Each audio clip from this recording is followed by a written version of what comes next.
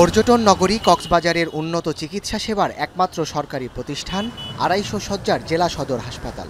জেলার ২৮ লাখের বেশি বাসিন্দা, সাথে আশ্রয় নেয়া প্রায় ১৩ লাখ রোহিঙ্গা ও দৈনিক বেড়াতে আসা হাজারো পর্যটক সহ বিপুল জনগোষ্ঠীর স্বাস্থ্যসেবায় একমাত্র বাতিঘর এই হাসপাতালটি। কিন্তু নানান সংকটে হাসপাতালটি যেন নিজেই অন্ধকারে।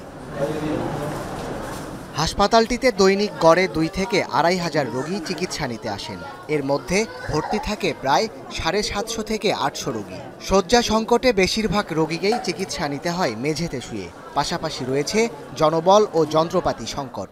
আমরা এখানে আসছি ডাক্তার দেখাই, তো আসি এখানে ১টার আগে ১২টার আগে আইলে ওরা আমাদেরকে টিকিট দেয় না। রোগী আনি বেড পাচ্ছে না, মাটির মধ্যে থাকতে হচ্ছে। সুদূর মহেশখালী থেকে আসছে, অনেক দূর থেকে। বাচ্চা দুইটা, আমার বাচ্চা অসুস্থ। আমাকে বলতেছে কালকে সকালে ৮টা বাজে, সেখানে আবার কি এক্সরে করতে হবে, রক্ত পরীক্ষা করতে হবে। রোহিঙ্গা পরিস্থিতি বিবেচনায় নিয়ে বিশ্বব্যাংকের অর্থায়নে ২০১৯ সালে হাসপাতালটিতে চালু করা হয় আইসিইউ ও সিসিইউ সেবা। কিন্তু অর্থের অভাবে গেল ৮ মে বন্ধ হয়ে যায় সিসিইউ সেবা। ৪ দিন পর সেবা চালু হলেও ফের অনিশ্চয়তার মুখে। বন্ধের পথে রয়েছে আইসিইউ সেবা।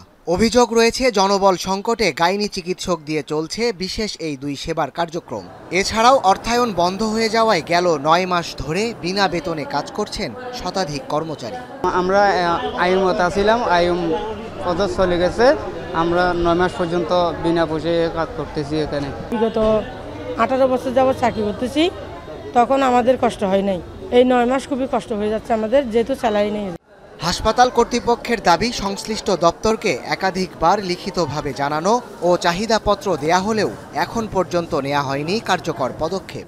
সচিব পর্যায়ে লিখেছি, বিভাগের আমি আমাদের মহাপরিচালককে লিখেছি, বিভাগীয় পরিচালকের সমস্যা লিখেছি। তাদের সাথে আলাপে আমাদের মহাপরিচালক সাহেব পরিদর্শন এসেছিলেন, উনি বিষয়টা অবগত আছেন। ওনাদের সাথে আমরা আলোচনা করেছি, ওনারা আমাদের আশ্বাস দিয়েছেন, ওনাদের পক্ষ থেকে সর্বোচ্চ চেষ্টা চালিয়ে যাচ্ছে।